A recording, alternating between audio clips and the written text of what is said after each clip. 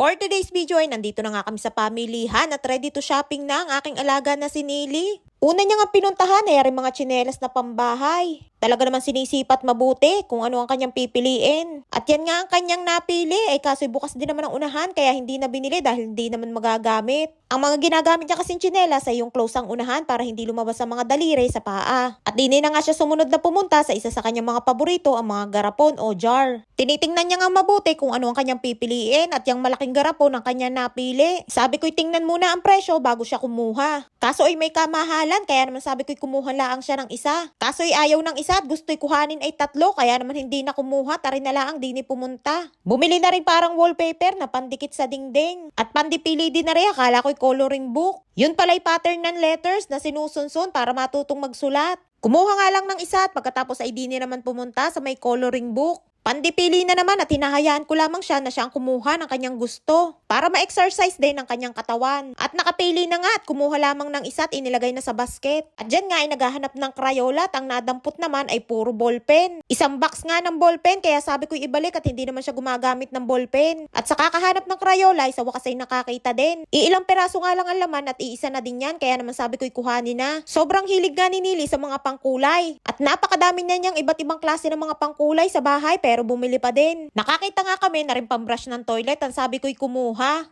Nang mapalitan na yung brush namin sa bahay na luma, pudpud na'y matigas pa. At nakakita nga na rin pang ipit sa buhok, abay gusto'y kuhanin ay dalawa, sabi ko isa na lamang at madami naman laman. Kaya naman ibinalik niya yung isa at pinili niya na lamang ay aray na may pink. Mahilig nga si Nili sa kulay pink dahil favorite color niya yan. Kita nyo naman at ang pagkakadaming biyabit na kandila. Mahilig nga si Nili sa kandila at halos araw-araw ay gusto niyang magsindi ng kandila. Sabi ko nga kay Nili, kumuha pa siya ng isang pambrush sa toilet. Para tig-isa sila ni Lola sa kanilang CR. Ayan nga't ang napili ay katulad din nung una na kinuha. Pagkatapos nga namin dyan ay talaga namang umikot pa at may hinahanap pa ata. Sinusulit na ang kanyang pag-iikot at siguradong matatagalan na naman bago ulit makalabas. At di nga napapunta sa may istante ng mga baso. Tumingin nga din ako dyan ng mug para kay Lola, para kanyang kapihan. Kaso ay medyo may kamahalan kaya naman ibinalik ko na lamang. At sabi ko ititingin ko na lamang sa iba ng mas mura. At di nga hindi pa din tapos at pandipili pa din. Ang sabi ko nga'y kuhanin na ang kanyang gusto at nang kami makauwi na at sigurado naghihintay na si Lola. At arin na nga ang kanyang final destination, ang kanyang mga paborito na talaga namang kandila pa din. Bukod doon sa kandila kanina na kinuha ay gusto pa din bumili na rin na mas malalaki. Ang sabi ko nga'y kumuha lamang ng dalawa at madami pa naman siyang kandila sa bahay na katulad din niya na kanyang kinuha. Nakakuha nga siya dyan ng kandila na nilalagyan ng battery. Sabi ko yun na nga lang ang kanyang kuhanin at nang hindi maubos. Kaso ay ayaw at ang gusto talaga ay yung sinisindihan. Kaya naman pinalitan at kumuha pa ng isang kandila. Sabi ko nga'y tama na at amin ang ipakukwenta at nang kami makauwi na. Kaya naman inalwas na namin sa basket at para makwenta na. Ang sabi nga nung kahera ay 6 daw ay 10 niyang kandila na yan kaya naman dinagdagan ko pa ng 2.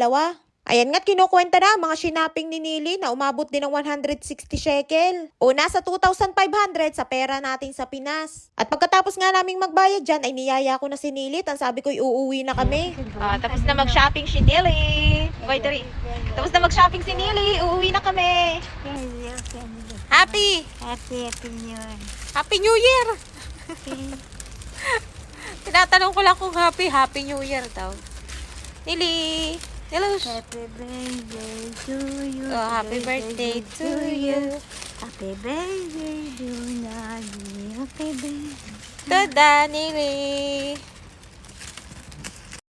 At pagdating namin din sa baba ng aming building ay nakita namin na rin aming kapitbahay. Napamarites pa nga ako at habang ako'y nakikipagmaritesan ay talaga namang yaon-yaon ang aking kasama na si Nili at ako'y iniwanan na. Talaga namang ligayang-ligaya ang aking alaga na si Nili na nakalabas siya. Sabi pa nga niya sa akin dyan ay maganda daw yung suot niya na jacket. At sa wakas ay nakarating na din kami ng bahay. At pagpasok pa nga lang namin ay pandikwento na agad sa kanyang ina. Hindi pa nga nakakapagpalit ng damit at nakakapag-alis ng sapatos ay inalwas na agad sa bag ang kanyang mga pinamili. At habang inaalis niya sa plastic ay kinukwento niya kay Lola kung ano ang kanyang mga pinamili. Ayan nga't pati kandila ay natanggal na sa kanyang lalagyan. Kita nyo naman at ang pagkakadami ng kanyang mga kandila.